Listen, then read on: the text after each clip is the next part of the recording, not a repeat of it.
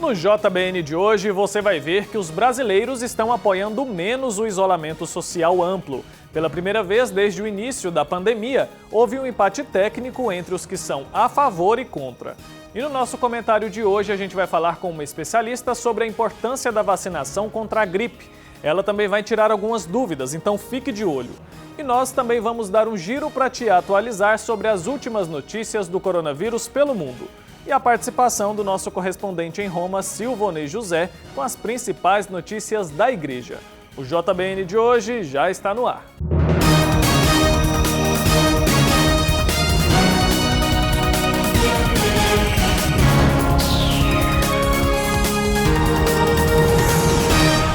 Olá, boa noite, seja muito bem-vindo ao Jornal Boa Notícia desta quinta-feira, 30 de abril. Hoje a gente começa falando sobre a pesquisa do Instituto Datafolha, que aponta, pela primeira vez, um empate técnico entre os que apoiam o isolamento social mais amplo e os que defendem a volta ao trabalho de quem não faz parte de nenhum grupo de risco.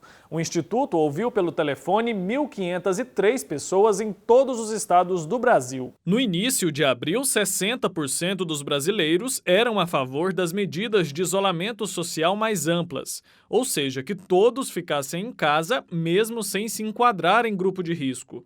No levantamento feito ontem, esse percentual caiu para 52%. Do outro lado, no começo de abril, 37% das pessoas defendiam que apenas quem está em algum grupo de risco deveria ficar isolada. Na última pesquisa, esse número ficou em 46%, o maior registrado desde o início da pandemia. Segundo o Datafolha, a margem de erro é de 3 pontos percentuais para mais ou para menos. São considerados grupos de risco para o coronavírus idosos, pessoas com comorbidades como cardiopatia, diabetes e doença renal. Pressionado por senadores para ser claro sobre qual a orientação de isolamento social durante a pandemia da Covid-19, o ministro da Saúde, Nelson Taixe, afirmou ontem, durante uma audiência no Senado, que a decisão final sobre o distanciamento será dos estados e municípios, mas disse que essa é a única orientação possível nesse momento diante da ausência de diagnósticos suficientes de coronavírus no Brasil. A gente está buscando soluções para o país inteiro.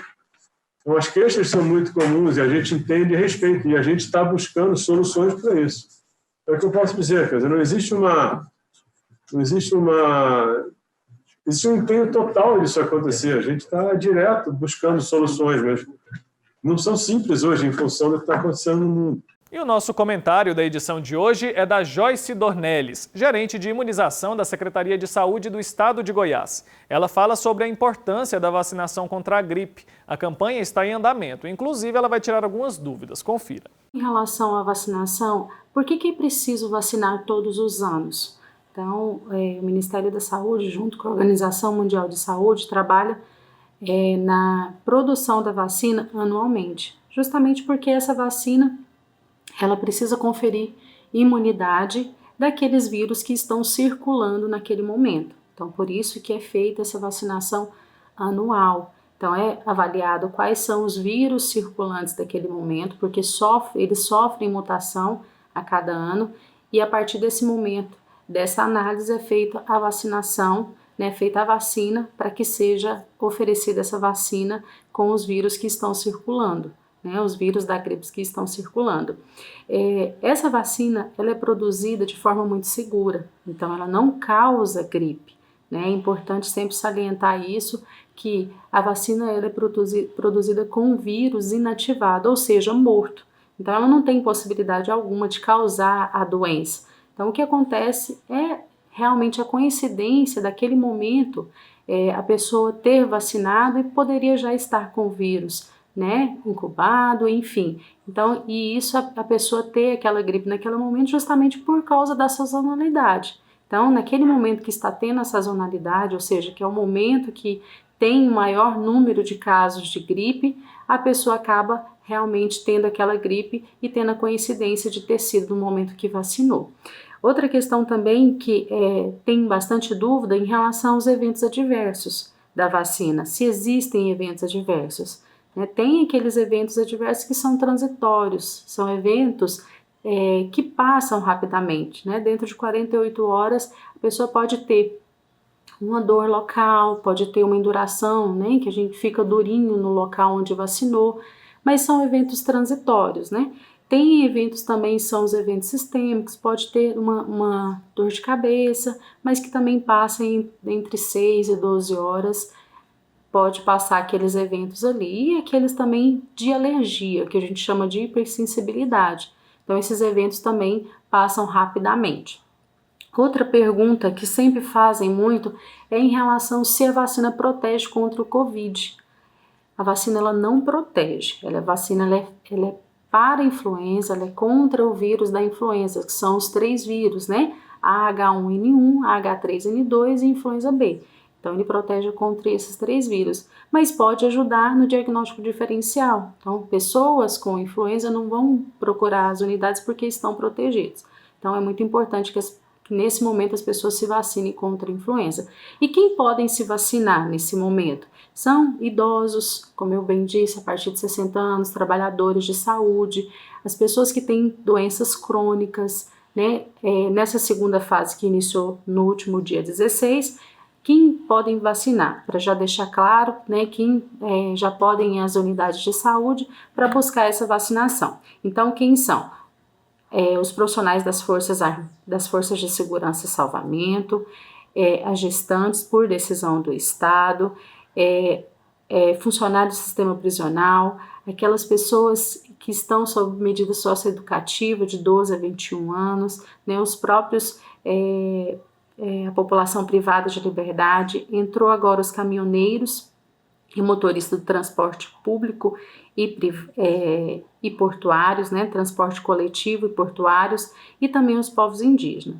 A partir do dia 9, entram as crianças de 6 meses a menores de 6 anos, né, entra também as puérperas, que são aquelas mulheres que deram à luz até 45 dias, pessoas com deficiência, os professores das unidades públicas e privadas, né? Então, e também os adultos de 55 a 59 anos podem se vacinar a partir do dia 9.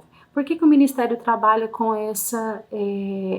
trabalha por fases, né? Uma, porque a vacina está sendo distribuída semanalmente, né? Tanto pelo laboratório para o Ministério da Saúde, do Ministério para os estados, e assim nós fazemos essa distribuição aos municípios. Né? E também para organizar o serviço, principalmente nesse momento de pandemia. Então, que é muito importante que a gente vá às unidades, mas sem aglomerações. Então, as unidades, Secretaria Estadual de Saúde, juntamente com as secretarias municipais, têm trabalhado nessas estratégias para que não tenha essa aglomeração. Trabalhando com filas diferenciadas, colocando a vacinação de influenza em espaço amplo, aberto, para que realmente não tenha essa aglomeração. E a vacina tem um efeito imediato? Não, é preciso que as pessoas se vacinem e só a partir de, em média, a partir do 10º dia, 15º dia, que aí confere a imunidade.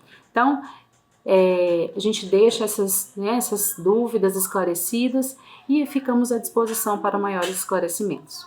E agora a gente vai fazer um giro para deixar você atualizado sobre as últimas notícias do coronavírus pelo mundo. Acompanhe. Milhares de pessoas fizeram fila para receber encomendas de comida em meio a um bloqueio na cidade sul-africana de Centurion.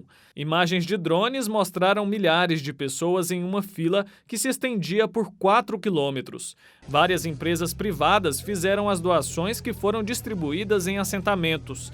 A África do Sul passou 5 semanas sobre restrições por conta do coronavírus, exigindo que a maioria da população ficasse em casa, deixando muitas empresas e indivíduos lutando sem renda na economia atingida pela recessão. O país planeja reabrir seu setor agrícola e permitir que parte da manufatura e do varejo sejam retomados em 1º de maio, pois busca equilibrar a necessidade de reiniciar a produção econômica e conter a propagação do vírus. E a Grécia quer voltar a receber visitantes a partir de julho. A ideia é estabelecer parâmetros como distanciamento nas praias para garantir a segurança de quem está no país a passeio. O turismo, um importante gerador de renda que atraiu 34 milhões de turistas no ano passado, foi bastante afetado pelas medidas impostas para deter o impacto do coronavírus. E a Grécia agora está tentando salvar o que resta da temporada. Para vencer os dias de isolamento, os moradores de Genebra, na Suíça, estão cantando e dançando. Desde que foram adotadas medidas em meados de março para impedir a propagação da doença, os residentes se reúnem todas as noites em suas varandas para melhorar os ânimos. Os vizinhos que moram nos apartamentos da Casa Redonda, um quarteirão centenário da cidade, se reúnem por volta das 6 da tarde para participar do coral noturno. O tema de terça-feira foi a chuva. E os franceses fizeram fila para usar 2 máquinas de venda automática de máscaras faciais e outros equipamentos de proteção. As máquinas, que também oferecem desinfetantes para as mãos e luvas de látex, estão instaladas desde a semana passada e coincidem com a iniciativa do governo local de ordenar que 10.500 máscaras sejam distribuídas gratuitamente aos moradores da cidade. Desde o início do surto do coronavírus no país, que até o momento matou mais de 23 mil pessoas, a França tem se esforçado para acompanhar a demanda por máscaras e resolveu encomendar 1 bilhão de unidades da China no mês passado. E agora a gente vai para o intervalo e a seguir você vai ver que os líderes religiosos estão se reunindo em oração por meio das famosas lives para pedir pelas pessoas afetadas pela pandemia. Os detalhes você confere já já.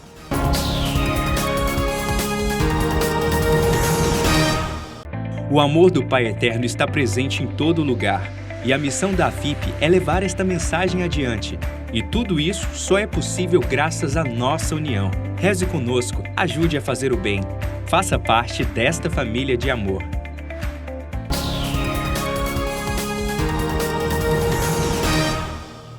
Estamos de volta com o JBN de hoje. Muito obrigado pela sua companhia. Pela internet, nas conhecidas lives, líderes religiosos e crianças estão se reunindo para pedir pelas pessoas afetadas pela pandemia do novo coronavírus. Vamos saber mais na reportagem da Daiane Rodrigues. Acompanhe. Líderes religiosos e crianças rezaram juntos pelos afetados com a pandemia do coronavírus. A oração interreligiosa foi realizada de forma online com duração de 1 hora. A live foi promovida pela Rede Global de Religiões pelas Crianças. Quem fez parte do momento foi a Pastoral da Criança, que integra o Organismo de Ação Social da CNBB, Conferência Nacional dos Bispos do Brasil. O coronavírus mata. O problema é que a desigualdade social está tornando esse vírus muito mais letal. E, como sempre, os pobres é que serão os mais afetados. E nesses momentos, a solidariedade de pessoas religiosas é muito necessária. As pessoas depositam sua confiança em nós. Nós estamos sempre à disposição e com os mais pobres, e podemos alcançá-los de muitas maneiras. É por isso que nós não temos o direito de parar. Eu tenho muito orgulho de receber relatos de todos os dias dos nossos agentes de pastoral que estão visitando os mais necessitados, especialmente agora que, como resultado dessa pandemia, eles estão enfrentando a fome, porque não conseguem trabalhar. Uma de nossas voluntárias relatou que ela não tinha nada para comer e procurou ajuda dessa nossa rede religiosa. Ao receber uma cesta básica, ela encontrou uma mãe desesperada que não tinha nada para dar aos seus 2 filhos. Então, essa voluntária decidiu compartilhar com essa mãe o que ela tinha recebido para ela.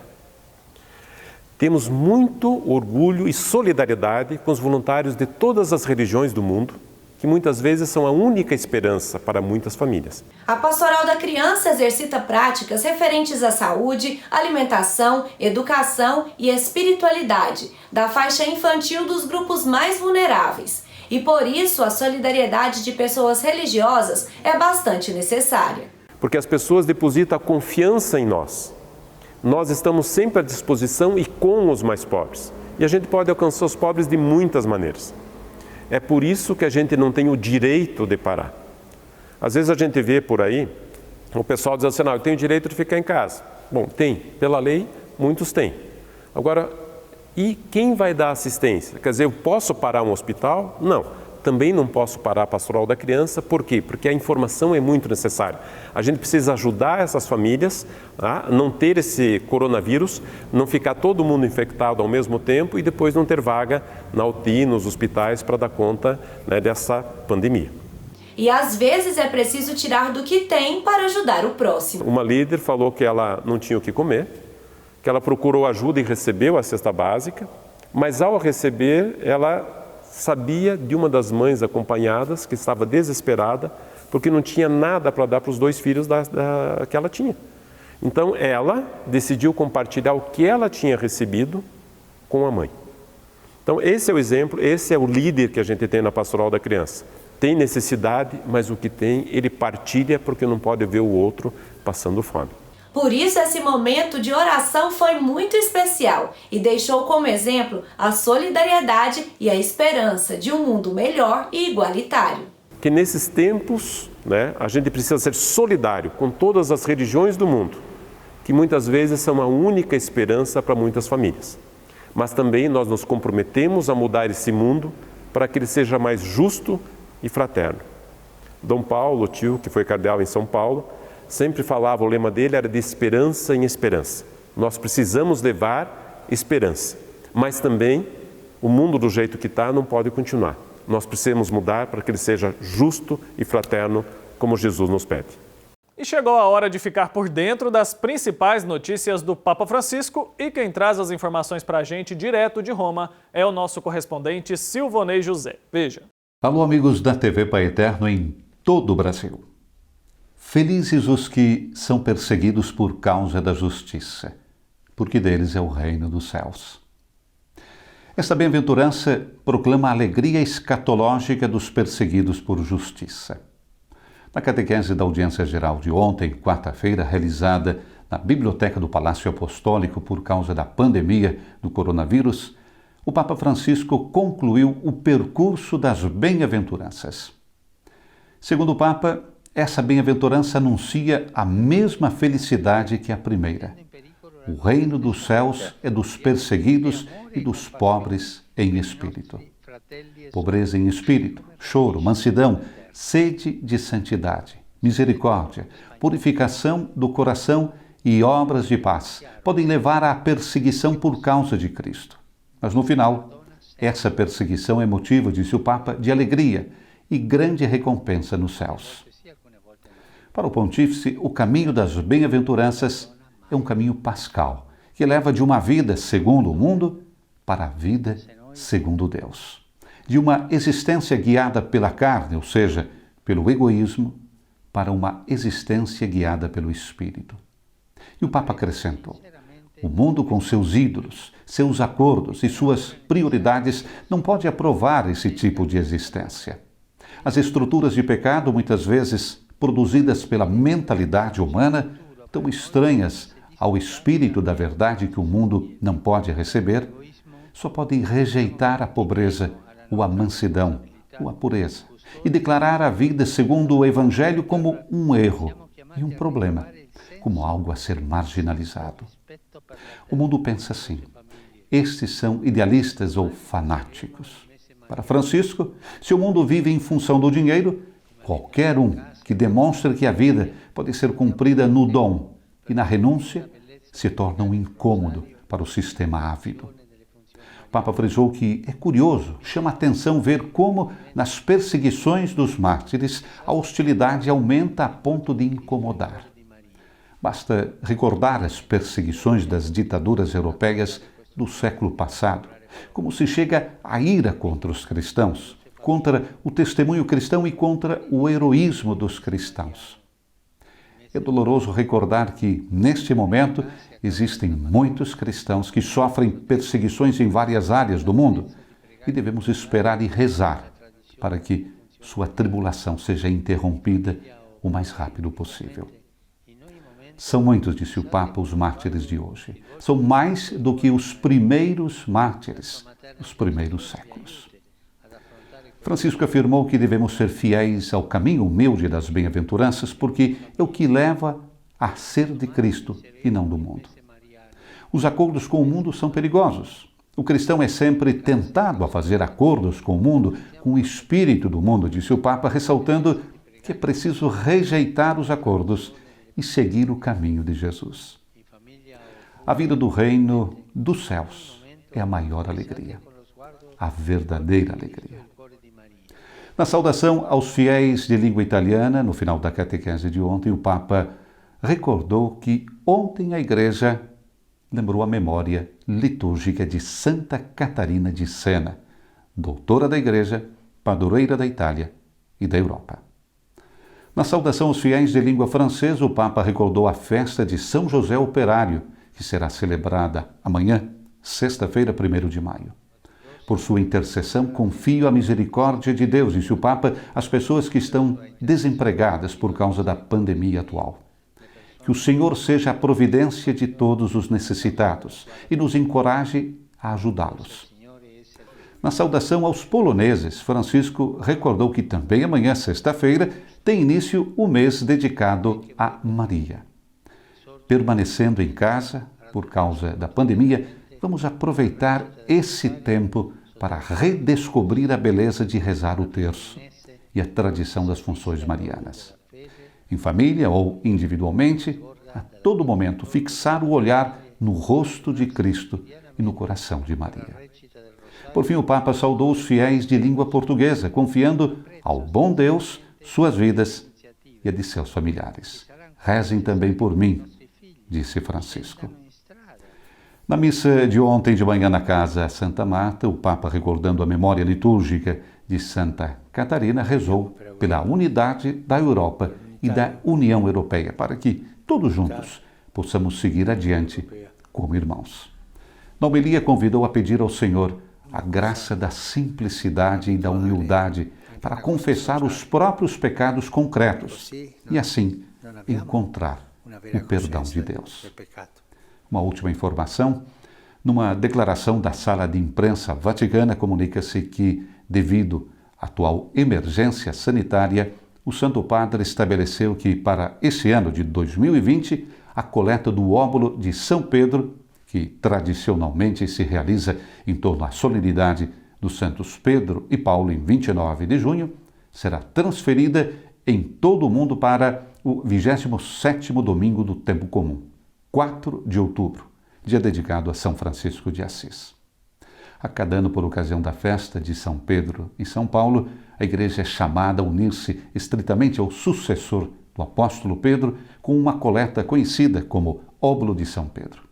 Chama-se Óbolo de São Pedro a ajuda que os fiéis no mundo inteiro oferecem ao Santo Padre como sinal de adesão à solicitude do sucessor de Pedro, relativa às múltiplas carências da Igreja Universal e às obras de caridade em favor dos mais necessitados. De Roma, para a TV Pai Eterno, Silvonei José. Obrigado, Silvonei, pela participação. E esse foi o JBN de hoje. Muito obrigado pela sua audiência. A gente vai ficando por aqui. Lembrando que amanhã nós estamos de volta e é claro que eu conto com a sua companhia. Então, um beijo para você e até lá.